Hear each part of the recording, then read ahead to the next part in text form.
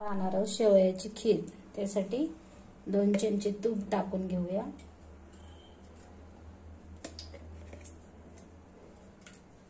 हे पहा, 1 वाटी भरून शेवया, 1 कप साखर, अर्धा तांब्या पाणी।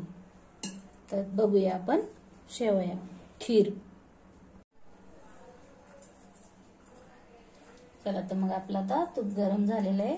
त्याच्यामध्ये आपण असे हे 4 बदाम टाकून घेऊया। गॅस थोडा फास्ट करून घेऊया आणि 1-2 इलायची टाकून घेऊया। हे पहा, आपल्या खिरीला छान स्वाद येईल। हे पहा, आता आपलं बदाम वगैरे गरम झालेला आहे।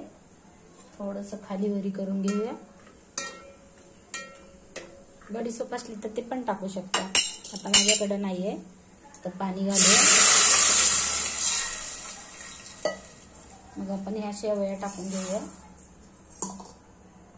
आणि ही साखर टाकून घेऊया। याला आपण 5 मिनिटं छान शिजू देऊया।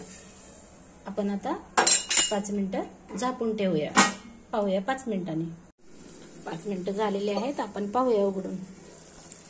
हे पहा, छान झालेली आहे आपली शेवयाची खीर।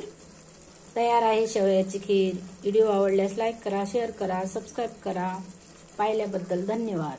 चला तर मग गॅस बंद करून घेऊया।